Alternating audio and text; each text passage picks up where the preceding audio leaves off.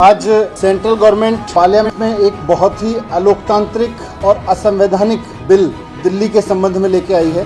केंद्र सरकार दिल्ली सरकार को चलाने का जो GNCTD एक्ट है, government of national capital territory Delhi act, इसमें बदलाव करने के लिए एक अमेंडमेंट बिल लेके आई है। ये जो अमेंडमेंट लेके आ रही है केंद्र सरकार, भारतीय जनता पार्टी की सरकार, ये जैसा मैंने कहा कि संविधान के खिलाफ है और साथ साथ लोकतंत्र के खिलाफ है। और इस बिल में लिखा हुआ है कि दिल्ली सरकार, मतलब इस बिल के लागू होने के बाद दिल्ली सरकार का मतलब होगा लेफ्टिनेंट गवर्नर। दिल्ली में चुनी हुई सरकार का मतलब अब कुछ नहीं रह जाएगा। दिल्ली में सरकार का केवल एक मतलब होगा, लेफ्टिनेंट गवर्नर। ये बहुत ही खतरनाक अमेंडमेंट है, लोकतांत्रिक हिसाब से देखें और संविधान के हिसाब से देखें, दोनों तरफ से। और दूसरा इसमें लिखा हुआ है कि जो चुनी हुई सरकार है, मंत्रिमंडल है, वो जो भी फैसले लेगा उसकी फाइल अब LG के पास भेजनी पड़ेगी, हर एक फाइल।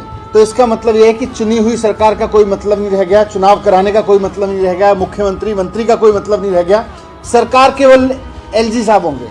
तो ये एक बहुत ही तानाशाही भरा अमेंडमेंट है। और दूसरा, जैसा मैंने कहा, हर एक फाइल LG के पास भेजनी पड़ेगी। ये भी अपने आप में एक बहुत तानाशाही भरा है कि फिर सरकार चुनने का मतलब क्या रह गया, फिर चुनाव क्यों करवाते हो, फिर डेमोक्रेसी का दिखावा क्यों करते हो। अगर चुनी हुई सरकार, चुने हुए मंत्रियों, चुने हुए मुख्यमंत्री के पास में कोई डिसीजन लेने की पावर ही नहीं है, और अगर सरकार का मतलब हो गया लेफ्टिनेंट गवर्नर, तो फिर ये मंत्री मुख्यमंत्री बनाते क्यों, ये विधानसभा बनाते क्यों, चुनाव कराते क्यों, ये लोकतंत्र होने का, लोकतांत्रिक होने का ढोंग क्यों करते हो। इस कानून के बाद ये जो सुप्रीम कोर्ट का जजमेंट है, ये इसको उलट दे रहा है। यानी कि सुप्रीम कोर्ट के जजमेंट को उलटने का मतलब है कि ये कॉन्स्टिट्यूशन को उलट रहा है। कॉन्स्टिट्यूशन में लिखा हुआ है कि चुनी हुई सरकार के पास पावर होंगी 3 सब्जेक्ट को छोड़ के। ये कह रहे हैं कि चुनी हुई सरकार के पास में 3 सब्जेक्ट तो छोड़ दीजिए, किसी भी मामले में चुनी हुई सरकार सरकार ही नहीं होगी, लेफ्टिनेंट गवर्नर सरकार होंगे।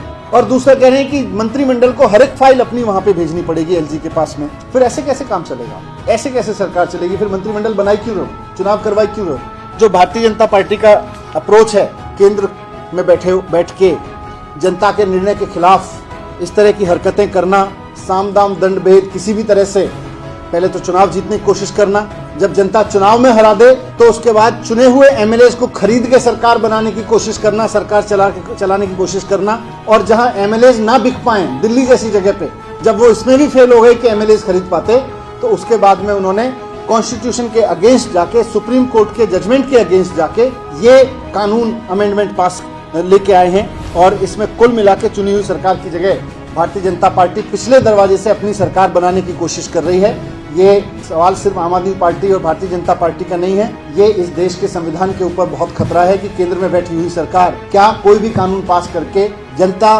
द्वारा चुनी गई सरकार को साइड करके गवर्नर और लेफ्टिनेंट गवर्नर के जरिए सरकार चलाने का नया तरीका खोज के लाई है, वो भी तब जबकि उसके खरीदने पे उसको MLAs नहीं मिल रहे या जनता ने उसको 0 पे कर दिया। तो ये बहुत गलत चीज कर रहे हैं। मैं आपके सामने रखना चाह रहा था, अनकॉन्स्टिट्यूशनल इलीगल चीज कर रहे हैं।